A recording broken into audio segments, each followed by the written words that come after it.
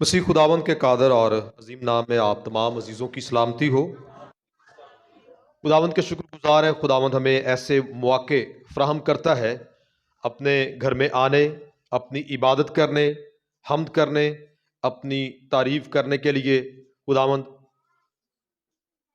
ہمیں یہ مواقع فراہم کرتا ہے تاکہ ہم اپنی زندگیوں سے خداوند کے نام کو جلال دیں، اپنی دعائیں، التجائیں، مناجات خداوند کے حضور میں پیش کریں اور اپنے ہونٹوں کے نذرانہ کو خداوند کے حضور میں پیش کر سکیں۔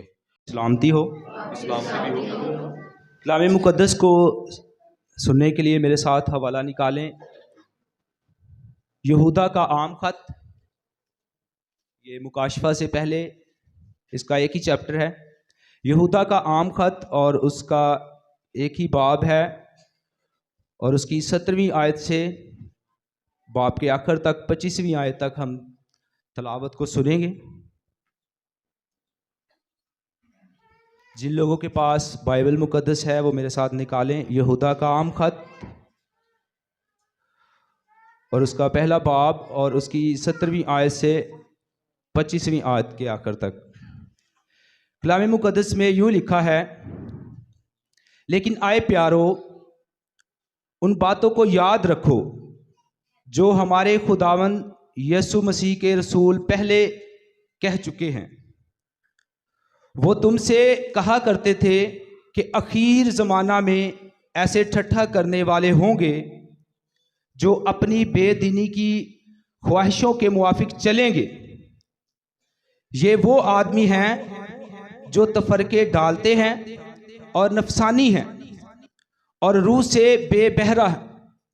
مگر تم آئے پیارو، اپنے پاک ترین ایمان میں اپنی ترقی کر کے اور روح القدس میں دعا کر کے اپنے آپ کو خدا کی محبت میں قائم رکھو، اور ہمیشہ کی زندگی کے لیے ہمارے خداوند یسوع مسیح کی رحمت کے منتظر رہو۔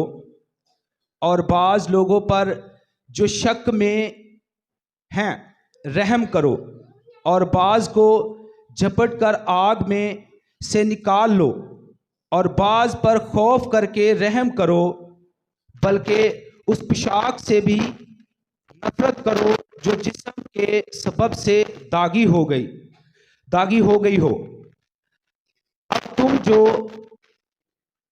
اب جو تم کو ٹھٹھا کرنے سے بچا سکتا ہے اور اپنے پر جلال حضور میں کامل خوشی کے ساتھ بے عیب کر کے کھڑا کر سکتا ہے، اس خدائے واحد کا جو ہمارا منجی ہے، جلال اور عظمت اور سلطنت اور اختیار ہمارے خداوند یسوع مسیح کے وسیلہ سے جیسا ازل سے ہے، اب بھی ہو اور ابدلا آباد رہے، آمین۔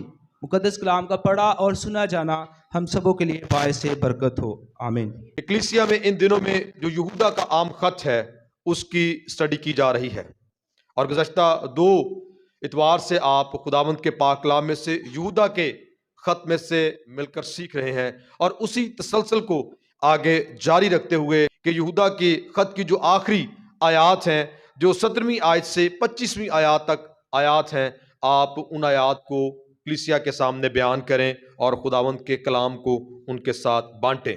اور آج جو آیات ہمارے سامنے بھائی عبید نے تلاوت کی ہیں وہ یہودا کے خط میں سے اس کا 17ویں آیت سے 25ویں آیات تک ہیں۔ جب ہم ان آیات کا مطالعہ کرتے ہیں تو اس سے پہلے جو پس منظر اور سیاق و سباق ہمارے سامنے ہے کہ یہودا پہلے برگشتہ لوگوں اور جو اجرتی چرواہے ہیں ان کے متعلق بات کرتا ہے، اور ان آیات میں وہ اپنے موضوع کو بدلتا ہوا ہمیں یہاں پر نظر آتا ہے کہ برگشتگی کے ایسے حالات میں ایمانداروں کا کردار کیا ہونا چاہیے۔ یقیناً آپ نے برگشتگی کے متعلق بھی سنا ہوگا لفظ برگشتہ اور برگشتگی۔ برگشتہ وہ شخص ہوتا ہے جو اس ایمان پر جو اسے سونپا گیا ہے قائم نہ رہے بلکہ مسیح کا انکار کر دے۔ اور آج بھی ہمیں بہت سے ایسے لوگ نظر آتے ہیں جو نامی مسیحی ہیں کہ جب تھوڑی سی مشکل اور مصیبت ان پر آتی ہے یا انہیں تھوڑا سا لالچ دیا جاتا ہے تو وہ مسیح یسوع کا انکار کر دیتے ہیں. اور مسیح یسوع کا انکار کا مطلب یہ ہے کہ یہ شخص کیا ہو گیا ہے؟ برگشتہ ہو گیا ہے. اور یہاں پر یہودا برگشتی کے حالات میں جو ایمانداروں کا کردار ہے کہ آج کل جو صورتحال چل رہی ہے اس میں ایک ایماندار کو کیسے چلنا ہے اور اس کا کردار کیسا ہونا چاہیے اور وہ کیسے ایمان میں مضبوط رہ کر مسیح کے ساتھ اپنی زندگی کو وہ بسر کر سکتا ہے.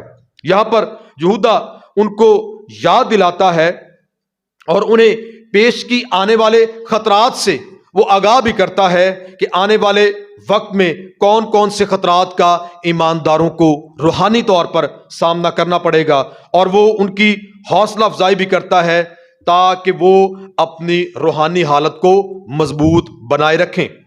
اور جب 17ویں آیت کو پڑھتے ہیں تو یہاں پر یہودا ان الفاظ سے آغاز کرتا ہے، لیکن اے پیارو. پیارو یہاں پر وہ ایمانداروں کو مخاطب کرتا ہے.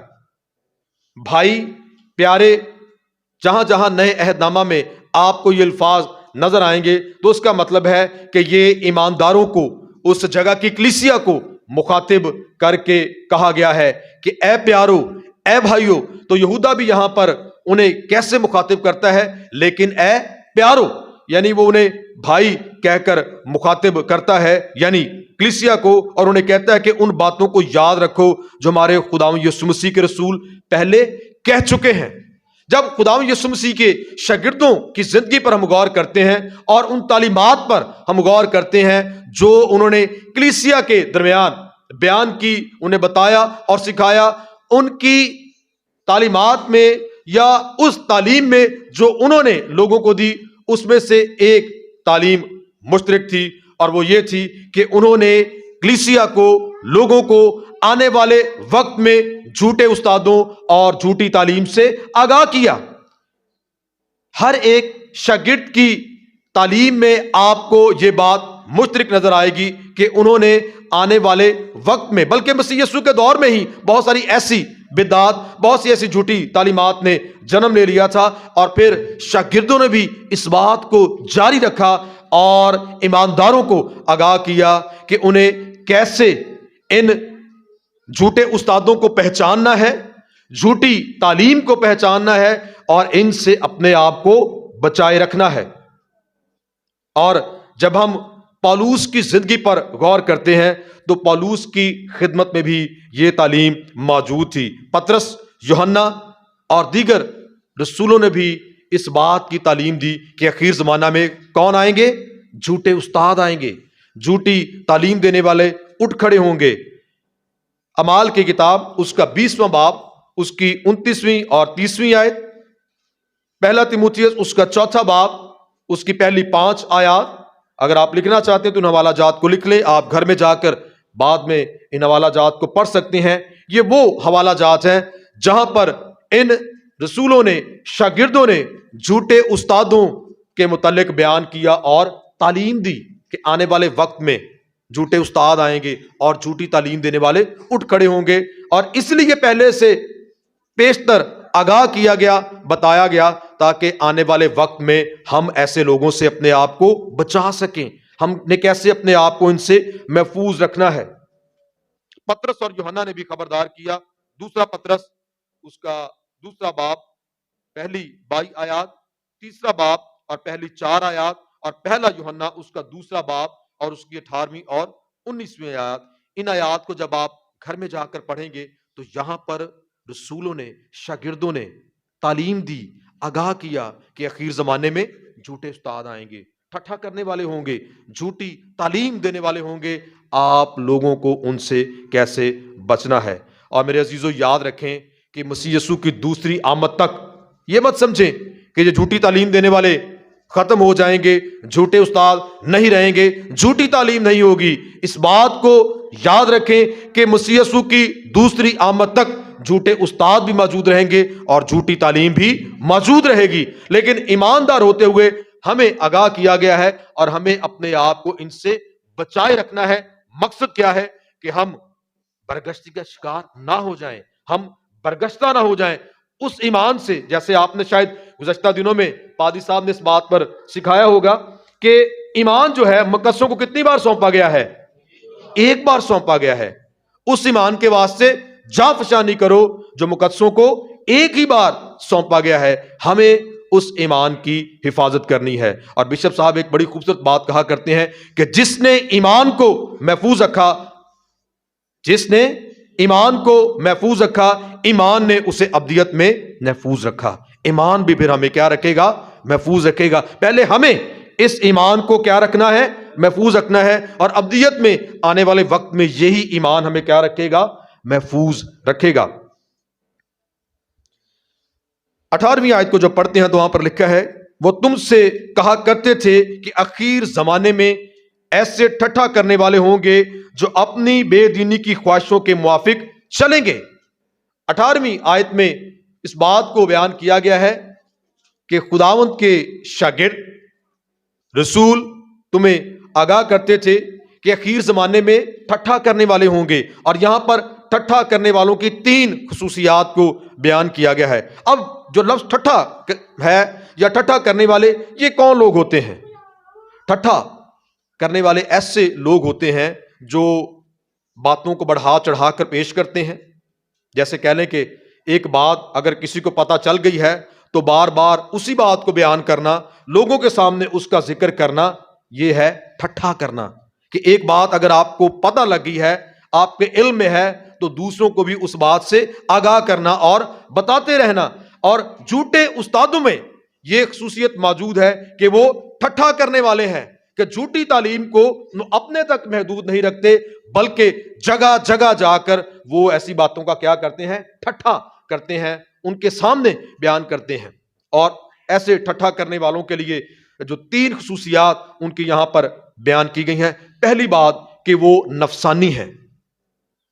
جی پہلی بات کیا ہے کہ وہ کیا ہوں گے؟ نفسانی ہیں. نفسانی اس کا مطلب ہے کہ وہ طبعی انداز میں سوچتے اور عمل کرتے ہیں. لیکن جب ہم ایمانداروں کی بات کرتے ہیں، خدا کے لوگوں کی بات کرتے ہیں، تو خدا کے لوگوں کو جسمانی یا نفسانی نہیں ہونا بلکہ انہیں کیسے ہونا ہے؟ روحانی ہونا ہے. انہیں روحانی ہونا ہے. لیکن جھوٹے استادوں کے لیے دیکھیں کہ ان میں آپ کو روحانیت نظر نہیں آئے گی، روحانی بات آپ کو ان میں نظر نہیں آئے گی، بلکہ وہ نفسانی ہے، دنیاوی باتیں کرتے ہیں، دنیاوی باتوں کے متعلق آگاہ کرتے ہیں. لیکن روحانی آدمی روحانی باتوں کے متعلق آگاہ کرے گا، آپ کو بتائے گا اور سکھائے گا. تو پہلی بات ٹھٹھا کرنے والوں کی خصوصیت پہلی کیا ہے؟ کہ وہ نفسانی ہے. نفسانی مطلب وہ دنیا کی چیزوں کی، مادی اشیاء کی باتیں کریں گے، کبھی بھی وہ روحانی بات آپ کے سامنے نہیں کریں گے. دوسری بات، ان کا کام کیا ہے؟ یہ نشانیاں بھی ہیں جھوٹے استادوں کی، جھوٹی تعلیم دینے والوں کی. آپ ان باتوں کے ذریعے سے ان جھوٹے استادوں کو پہچان سکتے ہیں. پہلی بات کہ وہ کیا ہوں گے؟ ٹھٹھا کرنے والے. اور کیا ہوں گے؟ نفسانی ہوں گے. اور دوسری بات، وہ تفرقے ڈالیں گے. تفرقہ سمجھتے کیا ہوتا ہے؟ تفرقہ جدائی ڈالنا، لوگوں کو ایک دوسرے سے الگ کر دینا. اور انگریزی کا ایک محاورہ بھی ہے، ڈیوائیڈ اینڈ رول. تفرقہ ڈالیں، تقسیم کریں اور حکومت کریں. متحد رہیں گے، اکٹھے رہیں گے تو برکت ہوگی. اور ایک کہانی بھی بچپن سے ہم سنتے اور سیکھتے آ رہے ہیں کہ اتفاق میں کیا ہے؟ برکت ہے. Union is strength. اتفاق میں برکت ہے. لیکن جھوٹے استاد کیا کرتے ہیں؟ جب یہ چپکے سے گھس آتے ہیں تو یہ کلیسیا میں تفرقے ڈال دیتے ہیں، لوگوں کو جدا کرنے کی کوشش کرتے ہیں. اس کے کان میں کچھ کہا، اس کے کان میں کچھ کہا، اس کی بات اس کو سنا دی اور اس کی بات اس کو سنا دی. اور اس کا نتیجہ کیا نکلتا ہے؟ کہ لوگ ایک دوسرے سے جدا ہو جاتے ہیں، تفرقہ آ جاتا ہے ان میں، ایک دوسرے سے وہ نفرت کرنا شروع ہو جاتے ہیں. اور جھوٹے استادوں کا یہی کام ہے کہ پہلے وہ نفسانی ہے، دنیاوی باتیں کریں گے، اور دوسری بات کہ وہ تفرقے ڈال دیں گے. اور میرے عزیزو، آج کے دور میں کلیسیا کا متحد ہونا، ایک پلیٹ فارم پہ اکٹھے رہنا، جڑے رہنا بڑا ضروری ہے. تیسری بات کہ وہ روح سے بے بہرا ہیں. بہرا کون ہوتا ہے؟ جو سن نہیں سکتا. اور ان لوگوں کے لیے، ٹھٹھا کرنے والوں کے لیے لکھا ہے کہ وہ روح سے بے بہرا ہے، یعنی وہ روح کی نہیں سنتے. خدا کے ساتھ چلنے کے لیے خدا کے کلام پر عمل کرنے کے لیے، اس کی رہنمائی میں آگے بڑھنے کے لیے میرے عزیزو روح کی سننا بھی بڑی ضروری ہے۔ دل کی تو انسان سنتا ہے، لیکن خدا کا جو پاک روح ہماری زندگیوں میں کام کرتا ہے، پاک روح کی سننا بھی بڑا ضروری ہے۔ اور یہ کب ہوتا ہے؟ یہ تب ہوتا ہے جب انسان ایماندار خدا کے ساتھ وقت گزارتا اور اپنے آپ کو خدا کے روح کے تابع کرتا ہے۔ لیکن ان لوگوں کے لیے کیا لکھا ہے کہ یہ روح سے بے بہرا ہیں، کوئی روحانی بات آپ کو ان کی زندگی میں نظر نہیں آئے گی، کیونکہ وہ روح کی نہیں سنتے، بلکہ وہ اپنی سنتے اور اپنی ہی بات لوگوں کے سامنے کیا کرتے ہیں؟ بیان کرتے ہیں۔ تو یہاں پر ٹھٹھا کرنے والوں کی 3 خصوصیات 18ویں اور 19ویں آیت میں ہمیں نظر آتی ہیں کہ پہلی وہ نفسانی ہیں، دوسری وہ تفرقے ڈالتے ہیں لوگوں میں، اور تیسری بات وہ روح سے بے بہرا ہے۔ اور 20ویں آیت میں لکھا ہے، مگر تم اے پیارو اپنے پاک ترین ایمان میں اپنی ترقی کر کے اور روح القدس میں دعا کر کے اپنے آپ کو خدا کی محبت میں قائم رکھو اور ہمیشہ کی زندگی کے لیے ہمارے خداوند یسوع مسیح کی رحمت کے منتظر رہو۔ 20ویں آیت کو جب ہم پڑھتے ہیں تو اس میں جو ایماندار کی تقویت کا سرچشمہ ہے اسے بیان کیا گیا ہے، اور ایماندار کی تقویت کا سرچشمہ یہ ہے کہ ایماندار خداوند کے نزدیک رہے۔ یعقوب کے خط میں یہ لکھا ہے کہ خدا کے نزدیک جاؤ تو وہ تمہارے نزدیک آئے گا۔ ایماندار کو خدا کے نزدیک رہنا بڑا ضروری ہے۔ آج انسان خدا سے دور بھاگنے کی کوشش کرتا ہے۔ نعمت، برکت، شفا، بحالی، سلامتی، ان باتوں کے لیے تو وہ خدا کے پاس آنا چاہتا ہے، لیکن کل وقتی طور پر وہ خداوند کے ساتھ وقت گزارنا نہیں چاہتا۔ یونا کی مثال ہمارے سامنے ہے۔ خدا نے کہا کہ کہاں پر جا؟ نینوا میں جا، لیکن وہ کہاں بھاگ گیا؟ وہ کس سے بھاگ رہا تھا؟ خدا سے بھاگ رہا تھا۔ لیکن کلام کیا کہتا ہے کہ خدا کے نزدیک جاؤ تو وہ تمہارے نزدیک آئے گا۔ تو یہاں پر جو ایماندار کی تقویت کا، خداوند کے عرفان میں بڑھنے کا جو سرچشمہ ہے وہ یہ ہے کہ ایماندار خدا کے نزدیک رہے اور اس کے ساتھ رفاقت رکھے اور اس رفاقت میں خلل آنے نہ دے۔ لیکن یہ کیسے ہوگا؟ یہاں پر 3 باتیں بیان کی گئی ہیں کہ کیسے ہم خدا کے نزدیک رہ سکتے ہیں۔ پہلے 3 باتیں ہم نے دیکھی کہ جو ٹھٹھا کرنے والے ہیں، جو جھوٹی تعلیم دینے والے ہیں، وہ نفسانی ہیں، تفرقے ڈالتے ہیں، اور تیسری بات کیا ہے؟ روح سے بے بہرا ہے۔ اور آگے یہ بیان کیا گیا ہے کہ ایماندار کا جو تقویت پانے کا، خدا کے ساتھ چلنے کا جو سرچشمہ ہے وہ یہ بات ہے کہ وہ خدا کے نزدیک رہے اور اس رفاقت میں وہ خلل آنے نہ دے۔ لیکن سوال یہ ہے کہ کس طرح؟ آئیے کلام مقدس میں سے دیکھتے ہیں۔ پہلی بات کہ اپنے پاک ترین ایمان میں ترقی کرنا۔ جو 20ویں آیت ہے وہاں پر لکھا ہے کہ اپنے پاک ترین ایمان میں کیا کرنا؟ ترقی کرنا۔ ایمان مقدسوں کو کتنی بار سونپا جاتا ہے؟ یہودائی کے خط میں لکھا ہے کہ اس ایمان کے واسطے جاں فشانی کرو جو مقدسوں کو ایک ہی بار سونپا گیا ہے۔ ایمان بار بار نہیں سونپا جاتا، اور بار بار خداوندی پر ایمان نہیں لایا جاتا۔ اپنی زندگی میں ایمان کتنی بار لایا جاتا ہے؟ توبہ بھی کتنی بار ہوتی ہے، اور اپنے گناہوں کا اقرار بھی کتنی بار ہوتا ہے، اور یسوع کو قبول کرنا بھی کتنی بار ہوتا ہے۔ بعض اوقات ہماری توبہ بھی ایسی ہوتی ہے کہ ہماری توبہ بھی توبہ کی توبہ توبہ کرا دیتی ہے۔ بار بار توبہ، بار بار توبہ۔ سچے دل سے جو توبہ ہے میرے عزیزو وہ ایک ہی بار ہوتی ہے، اور ایک ہی بار خداوند کو قبول کیا جاتا ہے، اور پھر اس پر ایمان لا کر یہاں پر پہلی بات لکھی ہے کہ اپنے پاک ترین ایمان میں ترقی کرنا۔ اب سوال یہ پیدا ہوتا ہے کہ ایمان میں ہم ترقی کیسے کر سکتے ہیں؟ اکثر ہم کہتے ہیں جی آپ ایماندار ہیں، ہم کہتے ہیں جی میں ایماندار ہوں۔ آپ ایماندار ہیں؟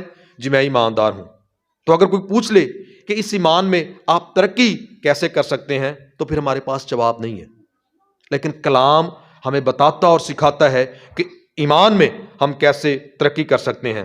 اس کے یہ سب سے پہلی بات کہ کلام سے واقفیت ہونا بڑا ضروری ہے، اور میں خداوند کا شکر گزار ہوں آپ سب کے لیے، اور مجھے دیکھ کر بڑا اچھا بھی لگ رہا ہے کہ تقریباً 70% جو عزیز ہیں ان کے پاس بائبل موجود ہے۔ بائبل کا پاس موجود ہونا، اسے کھولنا اور پڑھنا، یہ اس بات کا اظہار ہے کہ آپ کی کلام سے کیا ہے؟ واقفیت ہے۔ آپ کلام سے پیار کرتے ہیں، محبت کرتے ہیں، آپ کے دل میں اس کے لیے عزت اور احترام ہے، اس لیے آپ اسے اٹھا کر خداوند کے گھر میں لاتے اور یہاں پر کھولتے ہیں۔ تو یہاں پر لکھا ہے، یہودا کہتا ہے کہ اپنے پاک ترین ایمان میں کیا کرنا؟ ترقی کرنا۔ کلام سے واقفیت ہماری مثبت رہنمائی کرتی ہے اور راست بازی کی راہ پر چلاتی ہے، اور راستے میں آنے والے خطرات سے ہمیں آگاہ کرتی ہے۔ تو پہلی بات کہ اپنے پاک ترین ایمان میں انسان کیسے ترقی کر سکتا ہے؟ کلام کو پڑھ کر اور اس کے متعلق واقفیت حاصل کرنے کے ذریعے سے ہم اپنے ایمان میں کیا کر سکتے ہیں؟ ترقی کر سکتے ہیں۔ دعا کے ذریعے سے، کلام کو پڑھنے کے وسیلہ سے، خدا کی راہ پر چلنے کے وسیلہ سے ہم اپنے ایمان میں ترقی کر سکتے ہیں۔ اور یاد رکھیں کہ دنیا میں رہتے ہوئے بہت ساری باتوں میں ہم بہت آگے نکل جاتے ہیں، ترقی بھی کر لیتے ہیں، ہمارا قد بھی اونچا ہو جاتا ہے ہر لحاظ سے، لیکن روحانی معاملات میں انسان ہمیشہ چھوٹا اور بونا ہی رہتا ہے۔ روحانی باتوں میں بھی ہمیں بڑھنے اور ترقی کرنے کی ضرورت ہے۔ دوسری بات، یہاں پر خداوند کے خادم ہیں، ان کا نام ہے ایچ پکرنگ۔ وہ کہتے ہیں کہ لوگ تعلیم کو حقیر قرار دے سکتے ہیں، مگر عقیدہ کردار کی تشکیل کرتا ہے۔ دوسری بات یہاں پر کہ کیسے ہم خدا کے ساتھ اس کی رفاقت میں رہ سکتے ہیں۔ پہلی بات ایمان میں ترقی کر کے، اور دوسری بات روح القدس میں دعا کر کے۔ دوسری بات کیا ہے؟ روح القدس میں دعا کرنا۔ یہ کیا بات ہے؟ روح القدس میں دعا کرنا۔ روح القدس میں دعا کرنے کا مطلب اور مقصد یہ ہے کہ روح کی ہدایت کے مطابق چلنا، خدا کی مرضی کے مطابق دعا کرنا، اور خدا کے پاک روح کی سننا۔ ٹھٹھا کرنے والوں کے لیے لکھا ہے کہ وہ روح سے بے بہرا ہے، خدا کے پاک روح کی نہیں سنتے۔ لیکن ایماندار کو کیا تلقین گئی ہے کہ وہ جب دعا کرے تو روح میں دعا کرے۔ اکثر آپ نے دیکھا ہوگا ہماری دعائیں کیسی ہوتی ہیں۔ ہماری کھانے کی دعا بچوں کو سکھاتے ہیں، بڑے کرتے ہیں، رٹی رٹائی دعا ہوتی ہے۔ اسکول جاتے وقت یا کام پر جاتے وقت ہماری وہی رٹی رٹائی دعائیں، اور ہمارے الفاظ بھی وہی رٹے رٹائے ہوتے ہیں، ایک جیسے الفاظ، ایک جیسی باتیں ہوتی ہیں۔ اور یہ آپ نے مشاہدہ کر کے دیکھنا ہے کہ جب آپ دعا کریں گے تو آپ غور کریں گے کہ کچھ ایسے آپ کی دعا میں الفاظ ہیں جو سالہ سال سے آپ وہی بولتے آ رہے ہیں، جیسے کہ وہ الفاظ ایک روٹین بن گئی ہے۔ لیکن جب انسان اپنے آپ کو روح کے تابع کرتا ہے، روح میں دعا کرتا ہے، تو خدا کا پاک روح اس کی رہنمائی بھی کرتا ہے، اور جو دعا روح سے ہوتی ہے وہ کہاں سے نکلتی ہے؟ ہمیشہ دل سے۔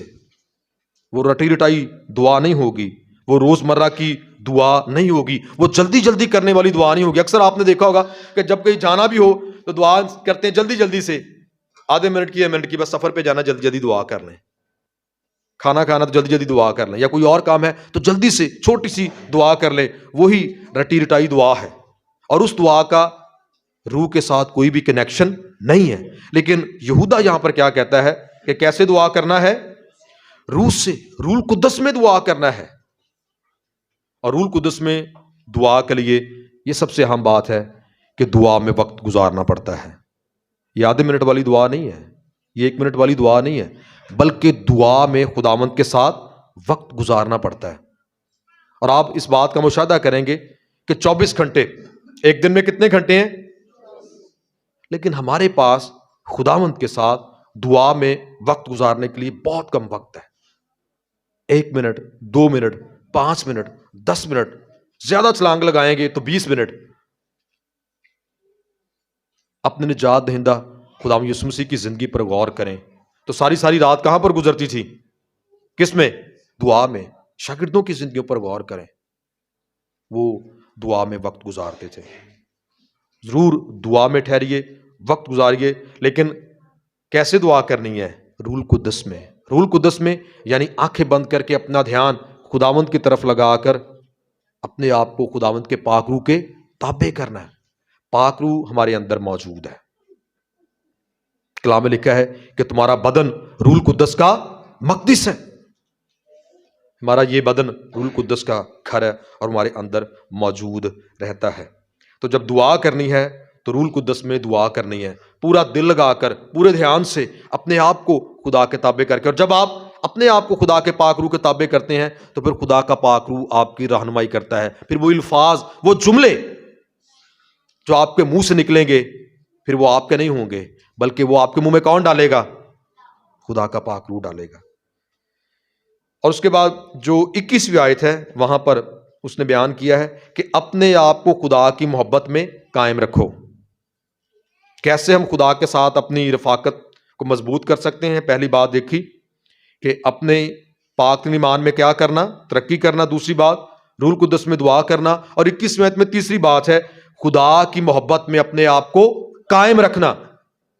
کیسے ہم اپنے آپ کو خدا کی محبت میں قائم رکھ سکتے ہیں؟ اس کو سورج کے مشابہ ٹھہرا کر دیکھیں کہ جب سورج زمین پر اس کی روشنی پڑتی ہے، وہ طلوع ہوتا ہے، اس کی کرنیں جب زمین پر آتی ہیں اور لگاتار سورج سے روشنی نکلتی رہتی ہے، ہم تک پہنچتی رہتی ہے، لیکن اس روشنی میں خلل کب پڑتا ہے؟ جب درمیان میں کالی گھٹا یا بادل آ جائے تو پھر سورج کی روشنی ہم تک نہیں پہنچ پاتی۔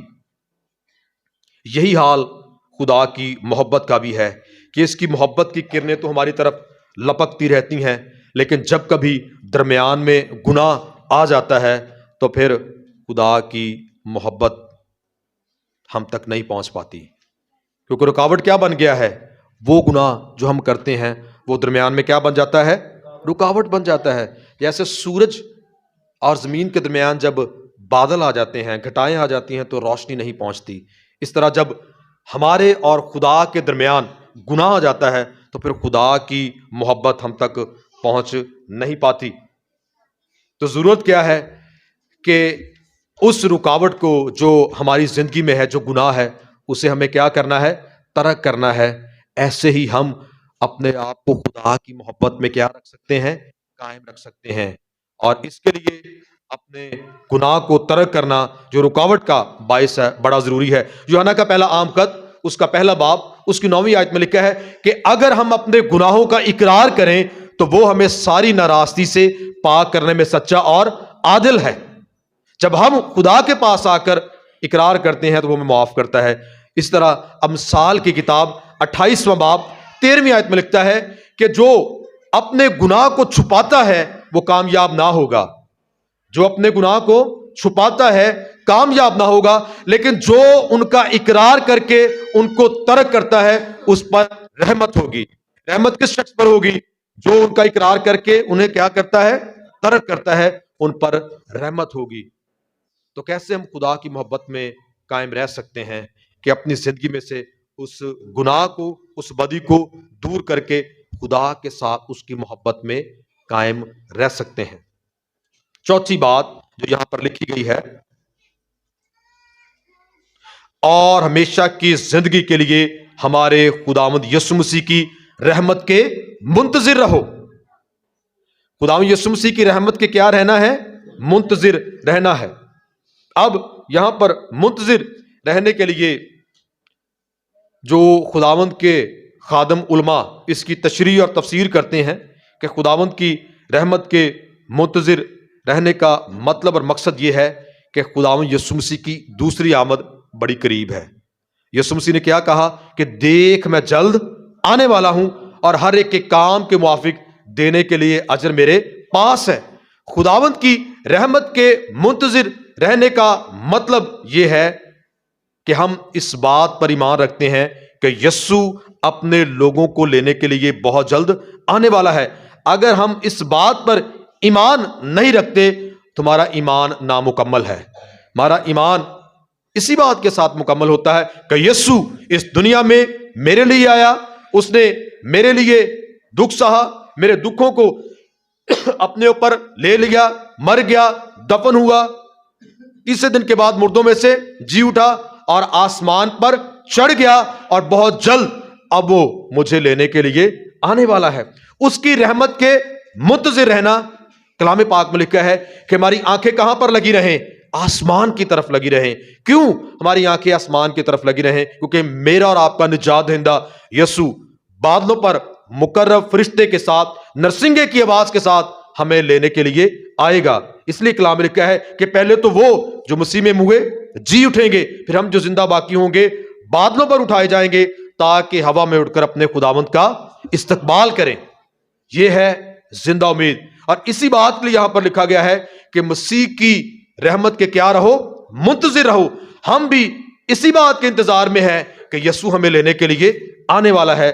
اس لیے لکھا ہے کہ ہماری آنکھیں آسمان کی جانب لگی رہیں۔ اس کے لیے آپ حوالہ دیکھ سکتے ہیں، پہلا تسلنیکی 4 باب اس کی 13 سے 18 آیت، اور پھر یوحنا کی انجیل اس کا 14 باب پہلی 5 آیات، جہاں پر یسوع نے لکھا کہ میں جاتا ہوں تاکہ جا کے تمہارے لیے، میرے باپ کے گھر میں بہت سے مکان ہیں، اگر نہ ہوتے تو میں تم سے کہہ دیتا۔ میں جاتا ہوں اور پھر آؤں گا اور تمہیں اپنے ساتھ لے جاؤں گا۔ اور ہم اسی بات کے منتظر ہیں کہ یسوع ہمیں اس دنیا میں لینے کے لیے آنے والا ہے۔ تو اس کی آمد کے لیے بھی میرے عزیزو ہمیں اپنے آپ کو تیار کرنا ہے، ان باتوں کو اپنے سامنے رکھنا ہے، ایمان کی حفاظت کرنی ہے، اس کے لیے جاں فشانی کرنی ہے، جھوٹے استادوں سے بچنا ہے، جھوٹی تعلیم سے بچنا ہے، برگشتگی سے بچنا ہے، برگشتہ نہیں ہونا بلکہ اس ایمان پر قائم رہنا ہے، تاکہ جب یسوع ہمیں اس دنیا میں لینے کے لیے آئے تو کوئی بھی رہا ہوا معلوم نہ ہو۔ 22ویں آیت میں لکھا ہے، اور بعض لوگوں پر جو شک میں ہیں رحم کرو۔ بعض لوگوں پر جو کس میں ہیں؟ شک میں ہیں، رحم کرو۔ برگشتی کا جو لوگ شکار ہوتے ہیں ان کے ساتھ سلوک کرتے وقت بڑی حد تک روحانی امتیاز کا ہونا بڑا ضروری ہے۔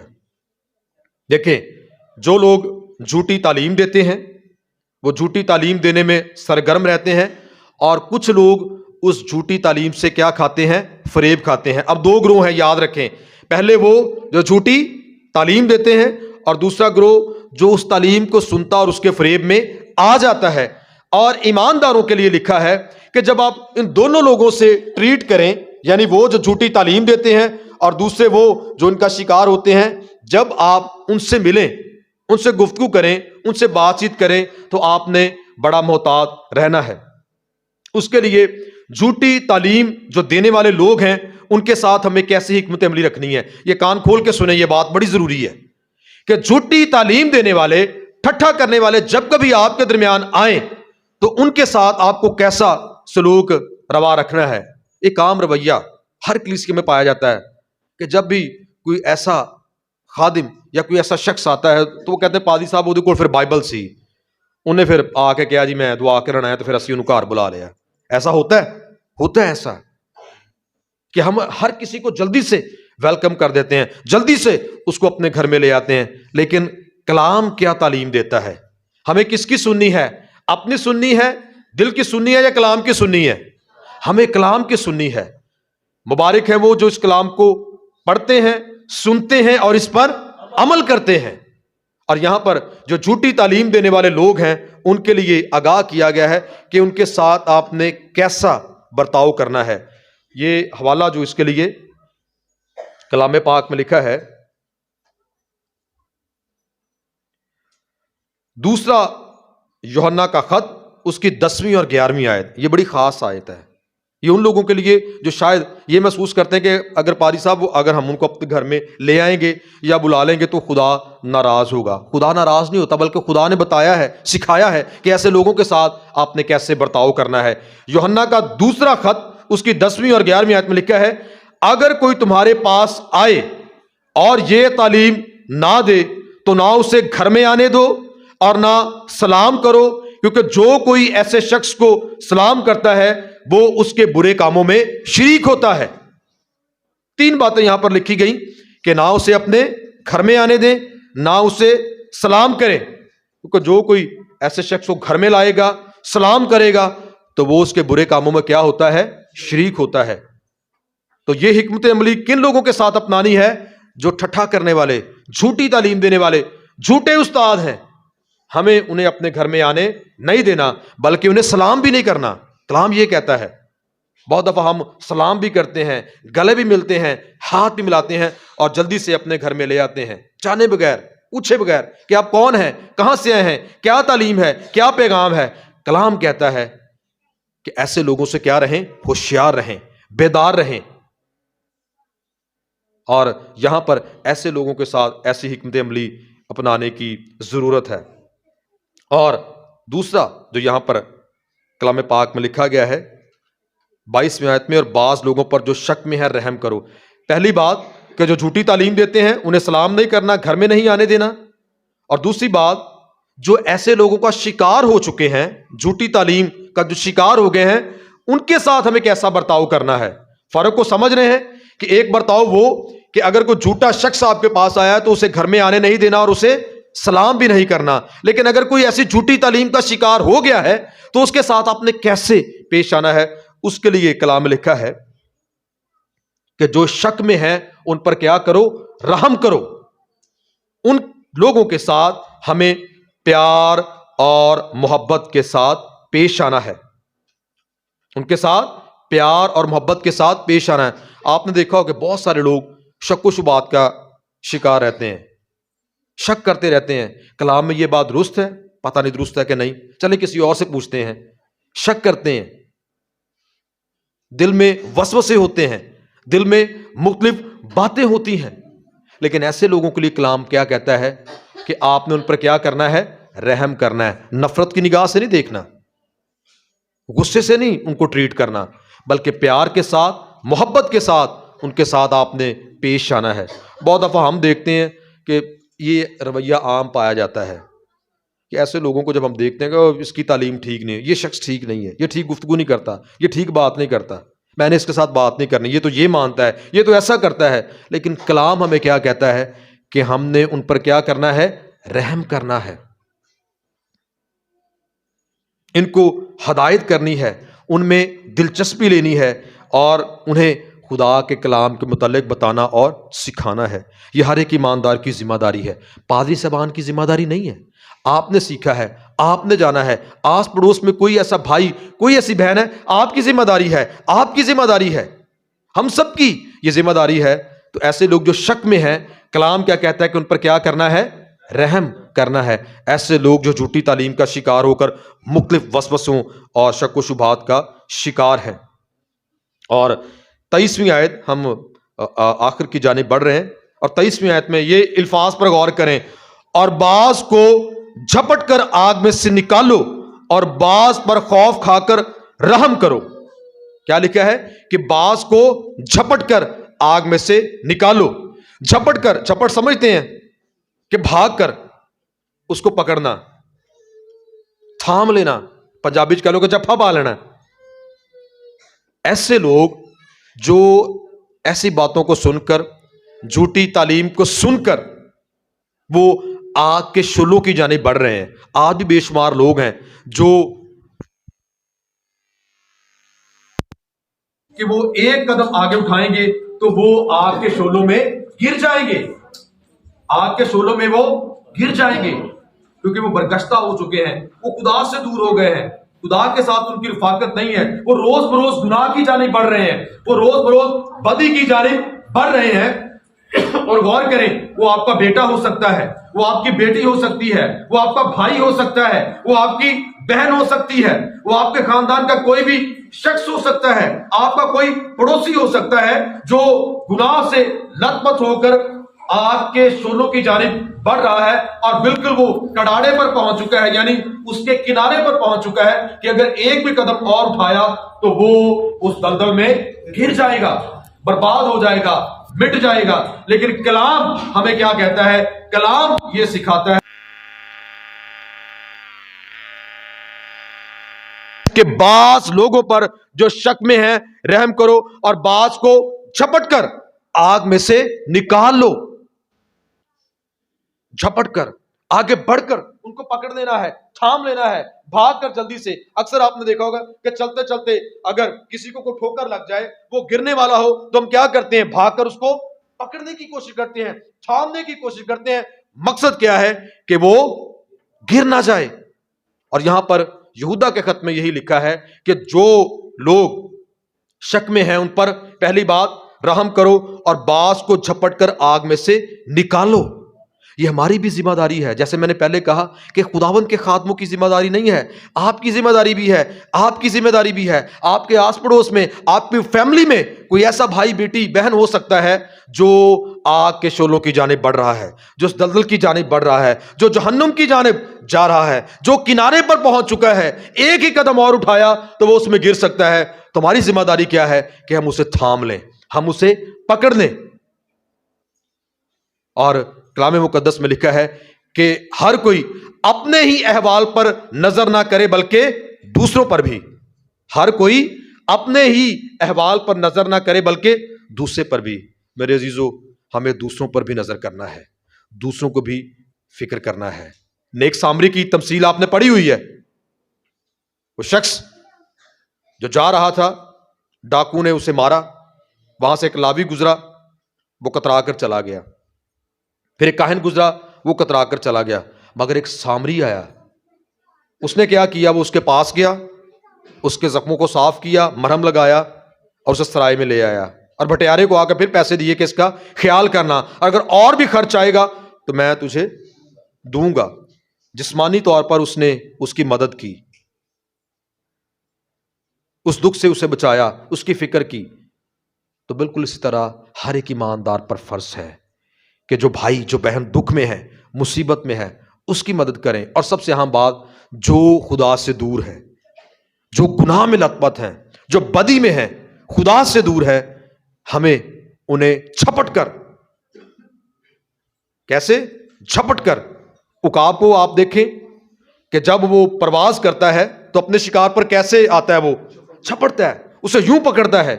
تو ہمارے لیے بھی یہ درس ہے, پیغام ہے کہ ایسے لوگ جو گناہ میں گر رہے ہیں, جو خدا سے دور ہیں, خدا کے قریب نہیں ہے, جھپٹ کر انہیں پکڑ لیں, ان کو تھام لیں اور انہیں آگ میں سے نکالنے کی کیا کریں, کوشش کریں. اس لیے یہاں پر لکھا ہے کہ باز کو جھپٹ کر آگ میں سے نکالو اور باز پر خوف کھا کر رحم کرو, بلکہ اس پوشاک سے بھی نفرت کرو جو جسم کے سبب سے داغی ہو گئی ہو.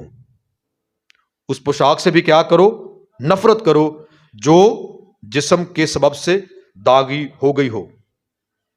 ایک حوالہ یہاں پر ضرور میرے ساتھ دیکھیں, احبار کی کتاب دیکھیں.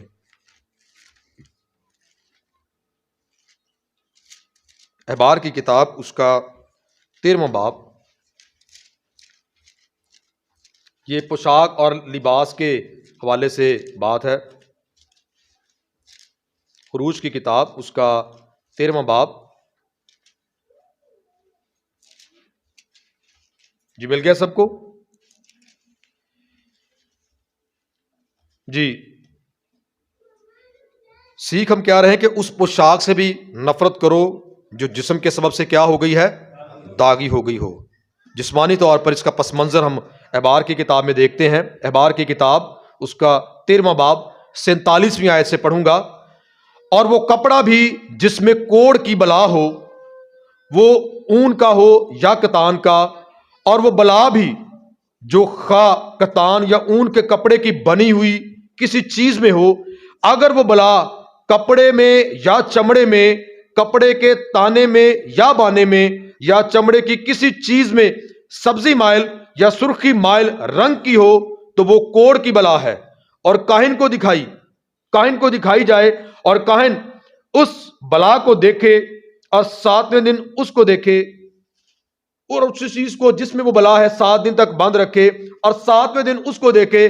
اگر وہ بلا کپڑے کے تانے میں یا بانے میں یا چمڑے کی بنی ہوئی کسی چیز پر پھیل گئی ہو, تو وہ کھا جانے والا کوڑ ہے اور ناپاک ہے. اور اس اون یا کتان کے کپڑے کو جس کے تانے میں یا بانے میں وہ بلا ہے, یا چمڑے کی اس چیز کو جس میں وہ بلا ہے, جلا دے, کیونکہ یہ کھا جانے والا کوڑ ہے, وہ آگ میں جلایا جائے. اس پوشاک کے لیے جس میں کوڑ ہو, کیا لکھا ہے, اسے آگ میں جلا دیا جائے. تو یہاں پر کیا لکھا ہے کہ اس پوشاک سے بھی نفرت کر جو جسم کے سبب سے کیا ہو گئی ہو, داغی ہو گئی ہو. پرانے عہد نامہ میں کوڑی کے کپڑے ناپاک ہوتے تھے, ان کو جلا دینا ضرور ہوتا تھا۔ آج کے زمانے میں بھی لوگ جنسی گناہوں میں پڑے ہوئے ہیں، اور ان کے ساتھ معاملہ طے کرتے ہوئے ہمیں یاد رکھنا چاہیے کہ مادی چیزیں بھی جذبات کو بھڑکاتی ہیں، اور جب ہم ان چیزوں کو دیکھتے یا محسوس کرتے ہیں تو کئی گناہوں کے ساتھ ذہنی شراکت پیدا ہو جاتی ہے۔ چیزوں کو جب دیکھتے ہیں اور ان چیزوں کو دیکھنے سے گناہ کے ساتھ کیا پیدا ہوتی ہے؟ شراکت پیدا ہوتی ہے، کیونکہ پھر چیزوں کو دیکھنے کے وسیلے سے انسان کے دل میں بدی اور گناہ کی کیا پیدا ہوتی ہے؟ خواہش پیدا ہوتی ہے۔ اور کلام میں لکھا ہے کہ ہر شخص اپنی خواہشوں میں کھنچ کر اور پھنس کر آزمایا جاتا ہے، اور خواہش حاملہ ہو کر گناہ کو جنم دیتی ہے، اور گناہ جب بڑھ چکا تو موت پیدا کرتا ہے۔ کلام میں کیا لکھا ہے کہ گناہ کی مزدوری کیا ہے؟ موت ہے۔ تو میرے عزیزو، اس بات کو یاد رکھیں کہ اس پوشاک سے بھی کیا کرنی ہے؟ نفرت کرنی ہے، یعنی اس کام سے، اس کبھی فعل سے بھی ہم نے نفرت کرنی ہے جو ہمارے جسم کو کیا کرتی ہے؟ داغدار کر دیتی ہے۔ ایسے گناہ ہیں جو ہمارے بدن کو گناہ آلود کر دیتے ہیں۔ خداوند کے خادم ہیں جن کا نام ہے جی بی میئر، وہ کہتے ہیں کہ گناہ گار پر ترس کھانا اور اس کے لیے دعا مانگنا ایک مسیحی پر فرض ہے، لیکن جتنی باتیں گناہ کے آثار سے آلودہ ہیں ان سے کیا کریں؟ کراہیت کریں، یعنی گنہگار سے پیار کریں لیکن گناہ سے کیا کریں؟ نفرت کریں۔ اور خدا بھی گناہ سے نفرت کرتا ہے لیکن گنہگار سے کیا کرتا ہے؟ پیار کرتا ہے۔ اور ہمارے لیے بھی یہ ہے کہ ہم گنہگار سے محبت رکھیں لیکن گناہ سے کیا کریں؟ نفرت کریں۔ اور آخری آیات جو یہاں پر بیان کی گئی ہیں، یہ خط اپنے اختتام کو پہنچ رہا ہے، اور جب یہودا اس خط کو ختم کرتا ہے یا اس کا اختتام کرتا ہے تو وہ اس طرح سے بیان کرتا ہے کہ اب جو تم کو ٹھوکر کھانے سے بچا سکتا ہے اور اپنے پر جلال حضور میں کمال خوشی کے ساتھ بے عیب کر کے کھڑا سر سکتا ہے، اس خدائے واحد کا جو ہمارا منجی ہے، جلال اور عظمت اور سلطنت اور اختیار ہمارے خدا یسوع مسیح کے وسیلے سے جیسا ازل سے ہے، اب بھی ہو، عبدالباد رہے، آمین۔ یہاں یہودا خوبصورت کلمہ برکت کے ساتھ اس خط کو بند کرتا ہے، ختم کرتا ہے، اور یہ کلمہ اس ہستی کی تعریف اور حمد و ثنا پر مشتمل ہے جو بہت کچھ کر سکتا ہے۔ کلام میں لکھا ہے کہ جو انسان سے نہیں ہو سکتا وہ کس سے ہو سکتا ہے؟ خدا سے ہو سکتا ہے۔ وہ نجات دے سکتا ہے، عبرانیوں 7:25، وہ مضبوط کر سکتا ہے، رومیوں 16:25، وہ مدد کر سکتا ہے، عبرانیوں 2:18، وہ تابع کر سکتا ہے، فلپیوں 3:21، وہ کامل طور پر سلامت رکھ سکتا ہے، یسایہ 26:3، وہ ہماری امانت کی اس دن تک حفاظت کر سکتا ہے، دوسرا تیموتھیوس 1 باب اور اس کی 12ویں آیت۔ اور آخری وعدہ خاص طور سے بر وقت وہ یہ ہے کہ وہ ہمیں ٹھوکر کھانے سے بچا سکتا ہے۔ ٹھوکر کھانے سے صرف ایک ہی ذات ہمیں بچا سکتی ہے، اور وہ کس کی ذات ہے؟ خدا کی ذات ہے، اور وہ ہمیں بے عیب خداوند کے سامنے کیا کر سکتا ہے؟ کھڑا کر سکتا ہے۔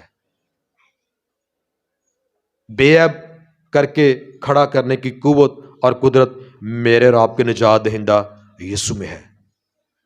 یوحنا کی انجیل اس کا 3 باب اس کی 16ویں آیت، کیونکہ خدا نے دنیا سے ایسی محبت رکھی کہ اس نے اپنا اکلوتا بیٹا بخش دیا تاکہ جو کوئی اس پر ایمان لائے ہلاک نہ ہو بلکہ ہمیشہ کی زندگی پائے۔ اور وہ باپ کے پاس پہلے سے موجود ہے، اور جو شخص اس کے کفارے پر، اس کے بہائے ہوئے خون پر ایمان لاتا ہے تو خدا اس کے گناہوں کو دھو ڈالتا ہے، برف کی مانند سفید کر دیتا ہے، اور بے عیب کر کے صرف خدا کے حضور میں کون کھڑا کر سکتا ہے؟ خدا یسوع مسیح۔ اس لیے اس نے فرمایا کہ کوئی میرے وسیلے کے بغیر باپ کے پاس آ نہیں سکتا، صرف یسوع ہی ہمیں خدا کے پاس بے عیب کر کے کھڑا کر سکتا ہے۔ یہاں پر میرے عزیزو یہودا کے خط کا اختتام ہوتا ہے، اور آج جو باتیں ہم نے اختتامی آیات میں سے سیکھی، سب سے پہلے یہاں پر ہم نے ٹھٹھا کرنے والے، جھوٹی تعلیم دینے والوں کے متعلق جانا اور سیکھا کہ وہ نفسانی ہیں، وہ کیا ڈالتے ہیں؟ تفرقے ڈالتے ہیں، اور تیسری بات وہ روح سے بے بہرا ہیں۔ پھر ہمیں اپنے آپ کو خدا کے ساتھ چلانے کے لیے کیسے مضبوط کرنا ہے؟ پاک ایمان میں مضبوط کرنا ہے، روح القدس میں دعا کرنا ہے، سچائی میں قائم رہنا ہے، اور جب ان باتوں پر قائم رہیں گے تو پھر اس کے بعد آخر میں انہوں نے بتایا کہ اگر کوئی ایسا شخص تمہارے پاس آئے، کوئی جھوٹی تعلیم دے، تو پہلی بات انہیں کیا نہیں کرنا؟ سلام نہیں کرنا، پھر انہیں اپنے گھر میں لے کر نہیں جانا، کیونکہ جو ایسا کرے گا وہ ان کے برے کاموں میں کیا ہوگا؟ شریک ہو جائے گا۔ اور پھر دوسری بات کہ جو ایسے لوگ ان کی جھوٹی تعلیم کا شکار ہو چکے ہیں، جو شک میں ہیں، ان کے لیے کیا لکھا ہے کہ ان پر کیا کرنا ہے؟ رحم کرنا ہے۔ اور کیسے انہیں بچانا ہے؟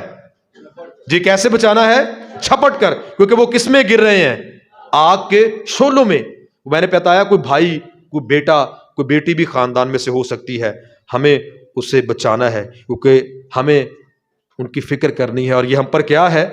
فرض ہے۔ خداوند ہم سب کو ایسا کرنے کا فضل عطا فرمائے، آمین۔